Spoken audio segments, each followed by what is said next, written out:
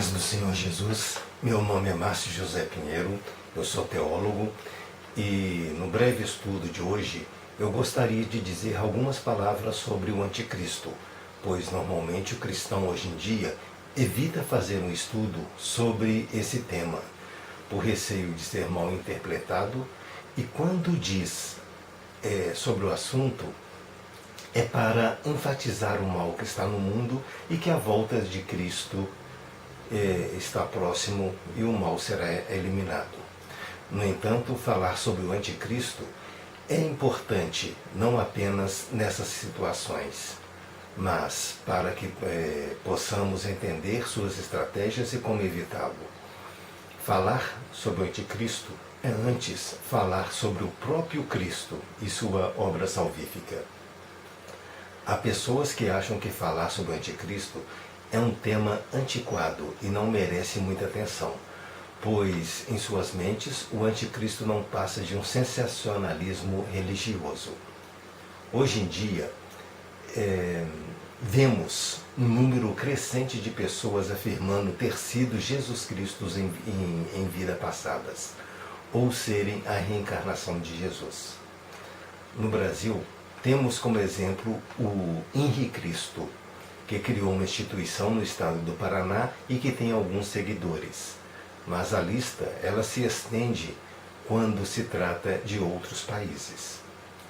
Falando sobre o anticristo, vemos que essa palavra surgiu pela primeira vez nas epístolas de João.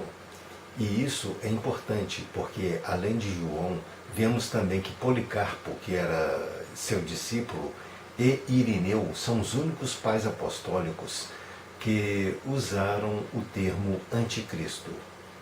O conceito de anticristo pode significar tanto adversário de Cristo, quanto alguém que busca colocar-se no lugar de Cristo. Na verdade, o sentido preciso dessa oposição a Cristo indicada por João é o de uma oposição doutrinária. Anticristos são aqueles que negam que Jesus é o Cristo. E o melhor paralelo bíblico que temos é 2 Pedro 2:1, que está escrito que haverá entre o povo falsos profetas e falsos doutores, que introduzirão encobertamente heresias e negarão o Senhor Jesus. Também não se espera apenas um único anticristo, mas espera-se que muitos anticristos apareçam durante a história da humanidade. No entanto, é preciso lembrar que uma particularidade do anticristo é se passar por Cristo, realizar grandes feitos e ter algum êxito nessa façanha, pois a Bíblia nos diz em Mateus 24:24 que surgirão falsos cristos e falsos profetas, que farão grandes sinais e prodígios, e, se possível, eles enganariam até os escolhidos. O certo é que o anticristo é um falso Cristo. Nós vivemos em um momento em que a corrupção está em alta. Vemos através dos noticiários cada vez mais escândalos, roubalheiras, e temos como exemplo maior diversos maus políticos. E há igrejas que pregam o que se chamam de cristianismo de conveniência. Esse cristianismo, apesar de estar recheado de passagens bíblicas, não prega a essência do verdadeiro Evangelho de Cristo. É claro que eu não estou falando das igrejas que têm compromisso com Deus e a sociedade, mas há momentos em que a corrupção moral e política retrata perfeitamente o anticristo bíblico. Mas de onde veio a ideia do anticristo?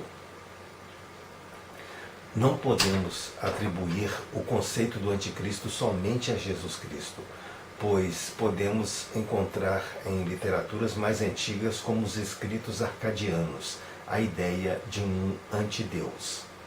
Algumas pessoas veem nos relatos arcadianos traços da criação do homem e o dilúvio universal. Com relação a luta entre o bem e o mal, muitos atribuem a Zoroastro ou Zaratustra, que tem a possibilidade de ser um personagem lendário do século 6 a.C. E o primeiro anticristo bíblico, político, foi Antíoco IV Epifânio, que era o rei da Síria e perseguiu os judeus e tentou helenizar a Judéia, tentando substituir a religião de Israel pelo paganismo grego, chegando a ponto de sacrificar porcos no templo sagrado de Jerusalém.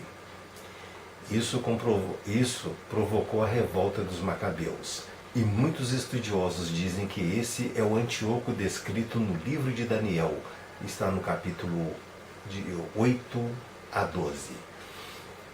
E ainda outros anticristos surgiram durante o período de crise, como Tito, que destruiu Jerusalém, Calígula, que era o imperador romano que governou com grande crueldade, Nero, que incendiou Roma, culpando os cristãos e começou a persegui-los. Nero, ele foi o melhor candidato a anticristo naqueles tempos, pois possuía todas as características apontadas por João nos capítulos 13 e 17. João ele aponta também a besta, dizendo que ela está relacionada a uma mulher sentada sobre 7 montanhas. Seus leitores sabiam que as 7 montanhas eram uma alusão a Roma, pois essa cidade foi construída sobre 7 montes. Isso você pode ver no capítulo 7, versículo 9. Capítulo 17, me desculpem. Nesse sentido, também indicando as 7 cabeças que simbolizam os 7 montes de Roma, os reformadores têm indicado o papado, e segundo eles, a cabeça foi ferida na ocasião da reforma. Eles apontam para as blasfêmias do sistema papal, bem como a perseguição que ocasionou as chamadas Guerras Santas. No entanto, julgo como uma interpretação incorreta, pois essa aplicação deveria dizer a respeito a toda a Igreja Católica Romana, e não apenas ao papado. Além do mais, sabemos que existem muitos cristãos católicos romanos que são verdadeiros cristãos e fazem parte da Igreja Invisível de Cristo. Ainda citando o capítulo 13 de Apocalipse, alguns interpretam que o anticristo será um líder político.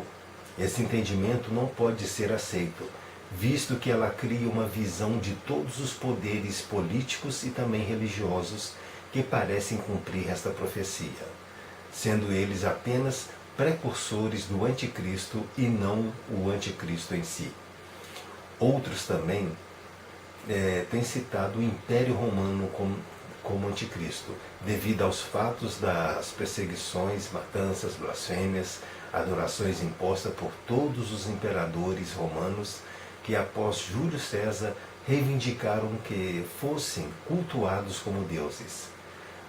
Apenas por isso podemos ver que, para os cristãos do primeiro século, era fácil eles identificarem os imperadores romanos como anticristo, porque um homem que pretende assumir o status de divindade só poderia ser taxado como anticristo.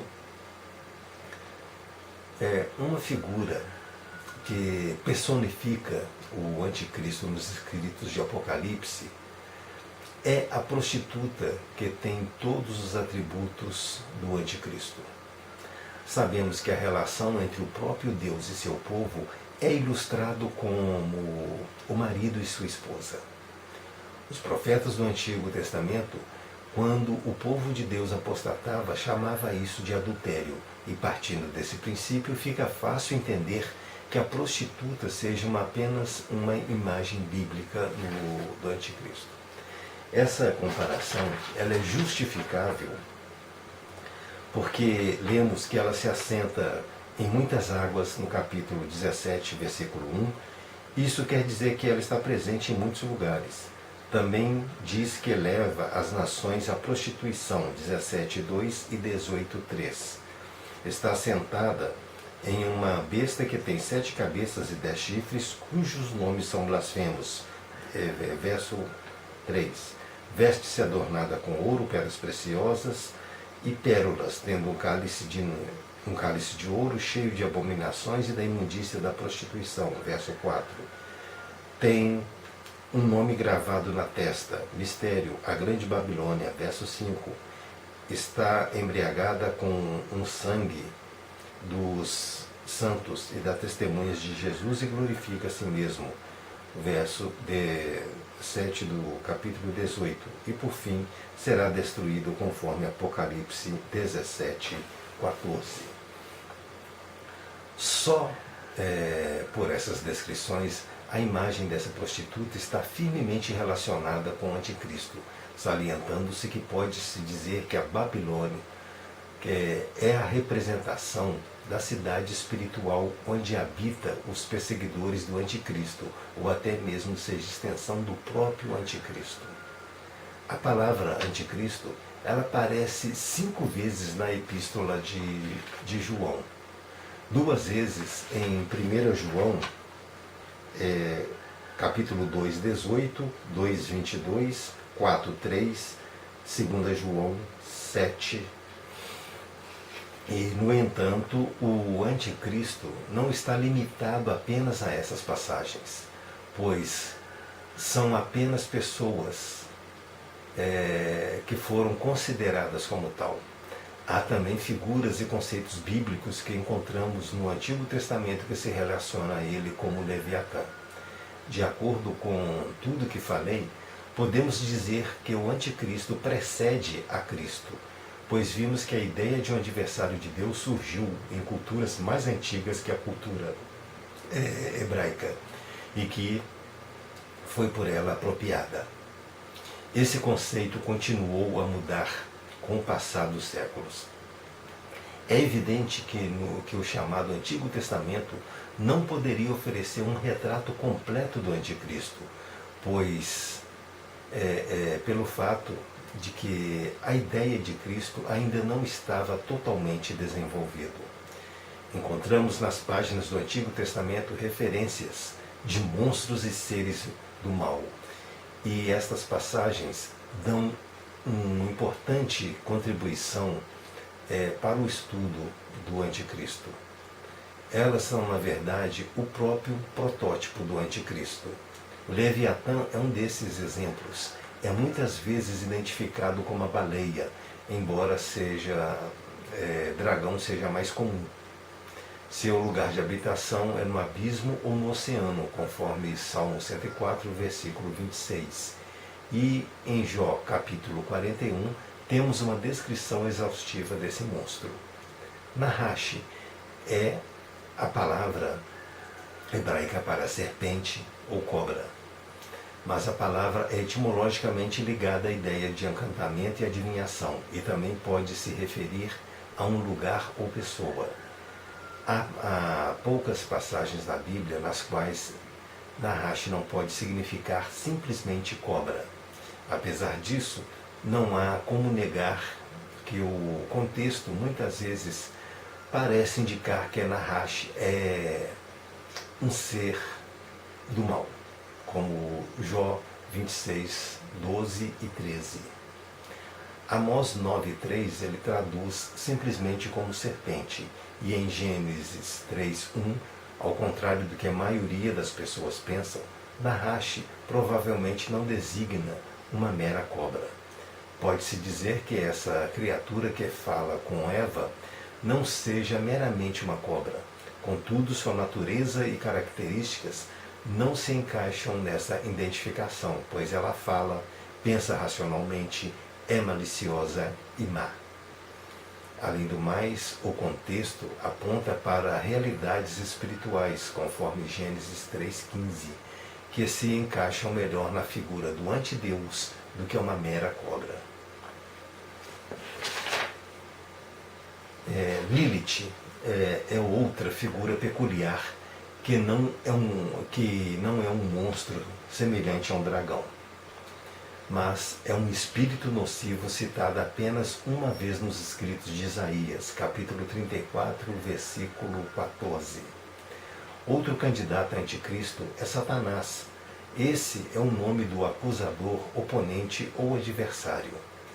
Sua principal aparição no Antigo Testamento está em Jó capítulos 1 e 2. Satanás é uma presença rara no Antigo Testamento. Ele aparece apenas 3 vezes, em Jó 1 e 2 e Zacarias 3 como acusador, e em 1 Crônicas 21 como tentador. Provavelmente Satanás ele se tornou popular na cultura judaica apenas no período pós-exílico, quando ele é nomeado pela primeira vez.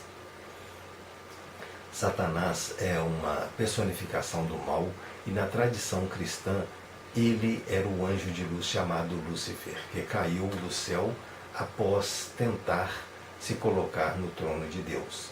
O nome Lúcifer não é bíblico, mas é um nome latino para Satanás, que apareceu no livro Paraíso Perdido de John Milton. Há também uma misteriosa figura do mal que recebe o nome de Beliar ou Belial. O termo Belial não denota exatamente um ser, mas apenas um adjetivo e uma ofensa. A palavra hebraica Belial significa sem valor, inútil. Belial ele está ligado à ideia de idolatria em Deuteronômios 13:13, imoralidade sexual, Juízes 19:22, 20 e 13. Embriaguez, 1 Samuel 1:16, desprezo por Deus, 1 Samuel 2:12, sacrilégio, 1 Samuel 2:17 e 22, desrespeito pela autoridade, 1 Samuel 10:27, 2 Crônicas 13:7, falta de hospitalidade, 1 Samuel 25:17 e 25, falso testemunho, 1 Reis 21:10-13, linguagem perversa, Provérbios 6:12 e 16:27. Na tradição judaica apocalíptica pós-exílica, Belial é um demônio ou um homem mau, uma figura escatológica perversa que luta contra Deus. Essa concepção posterior de Belial também está presente na Bíblia em 2 Coríntios 6:15. Eu creio que é oportuno dizer que o livro de Apocalipse de João é compreensível como literatura em seu contexto histórico-cultural e se integra perfeitamente no cânone da Bíblia cristã, sem a contradizer, pois faz constantes referências a outras passagens apocalípticas do cânone e as imagens bíblicas em geral. É curioso observar que o Apocalipse de João é o único livro do Novo Testamento sobre o qual Calvino não escreveu um comentário, declarando não poder entendê-lo bem. O Apocalipse de João está escrito nos padrões judaicos da época e segue as concepções básicas da escatologia judaica. Às vezes, eu acho até engraçado o fato dos cristãos, quando ouvem alguém falar do anticristo ou quando vão estudar sobre ele, preocupam-se demasiadamente em 2 pontos: a marca e o número da besta. Um detalhe sobre a marca da besta é onde esta marca é colocada. Esses lugares nos lembram os filactérios que os judeus ortodoxos utilizam ainda nos dias de hoje. No entanto, ao invés de ficar perdendo tempo e gastando neurônios em tentar descobrir ou mesmo tentar adivinhar o que seja essa marca, creio ser mais proveitoso entender o que significa essa marca. Para o estudioso mais atencioso, podemos ver que a marca da besta é a desobediência de Deus. Assim como os judeus ortodoxos usam seus filactérios na testa ou na mão esquerda, para demonstrar obediência a Deus. Essa marca do anticristo, descrita em Apocalipse, demonstra a desobediência a Deus e a sua palavra. Simbolicamente, podemos dizer que os filactérios presos à testa simboliza que a pessoa a usa é obediente a Deus em seus pensamentos, e quando é posto na mão esquerda, simboliza que a pessoa é obediente à palavra de Deus em suas obras. Assim, a descrição de João sobre a marca da besta na testa e na mão pode simbolizar, em primeiro lugar, possessão a quem ele pertence, segundo está relacionado ao testemunho pessoal. Quando perguntamos a qualquer cristão qual é o número da besta, ele rapidamente responde 666. Eu costumo dizer que essa resposta está parcialmente correta, pois as Escrituras dizem que não é 666, mas o número da besta é 666. Pois em Apocalipse 13, 18, está escrito: aquele que tem entendimento calcule o número da besta, porque é o número de um homem, e seu número é 666. Costumam me chamar de chato e dizer que é a mesma coisa. Porém, digo, meu nome não é Marcio, mas é Márcio. Isto por causa de uma coisa chamada gematria que os judeus seguem. Isso nada mais é do que um sistema que atribui valores numéricos às letras. Gematria é um pouco parecido com o que muitos conhecem como numerologia. Em relação ao número 666, mesmo decorridos todos esses séculos, esse número continua uma incógnita, pois podemos fazer apenas suposições a respeito. Já ouvi alguns absurdos dessas suposições que chegam a afirmar, dentre outros exemplos, que o cartão Visa totaliza esse número. Dentre vários outros nomes como Átila, Gengis Khan, Hitler, Napoleão, entre diversos outros nomes de pessoas que foram considerados grandes vilões da história da humanidade. Há também pessoas que afirmam que o número 666 não representa uma pessoa em si, mas representa a plenitude do ser humano. E para finalizar, a Bíblia aponta o anticristo como um ser único e esperado, como segundo Tessalonicenses 2, capítulo 2 a 4 e 1 João 2,18. Outras vezes ele é visto como muitas pessoas, como os falsos cristos, falsos mestres, falsos profetas, os enganadores, os mentirosos e às vezes como um princípio abstrato do mal ou um espírito, como em 1 João 4,3. O anticristo, além disso, é visto também como uma figura eclesiástica, uma figura política, como em Daniel, como ambas em Apocalipse, ou como uma mistura desses dois, como nos escritos de Paulo e os evangelhos. Contudo, para mim, o mais importante não é ficar em meio a discussões, mas é que com o advento da segunda vinda de Cristo, o anticristo será derrotado. E para vocês possam meditar a respeito, eu deixo um versículo da Bíblia, que está em 1 Coríntios, capítulo 15, a partir do versículo 55. Onde está, ó morte, a tua vitória? Onde está, ó morte, o teu aguilhão? O aguilhão da morte é o pecado, e a força do pecado é a lei. Graças a Deus que nos dá a vitória por intermédio de nosso Senhor Jesus Cristo. Portanto, meus amados irmãos, sede firmes, inabaláveis e sempre abundantes na obra do Senhor, sabendo que no Senhor o vosso trabalho não é em vão. Deus os abençoe em nome de Jesus Cristo e até o próximo vídeo, se Deus assim permitir.